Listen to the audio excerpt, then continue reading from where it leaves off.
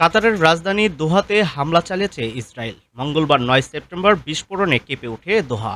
Israeli সেনাবাহিনী এক বিবৃতিতে নিশ্চিত করেছে তারা হামাসের কর্মকর্তাদের লক্ষ্য করে এই হামলা চালিয়েছে।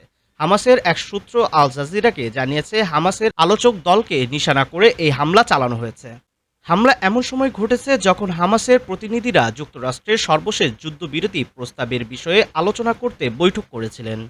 দখলদার ইসরায়েলের হামলার নিন্দা জানিয়ে কাতারের পররাষ্ট্র মন্ত্রণালয়ের মুখপাত্র মাজেদ আল আনসারি বলেছেন, হামাসের রাজনৈতিক শাখার কয়েকজন সদস্যকে লক্ষ্য করে আবাসিক ভবনে চালানো হয়েছে।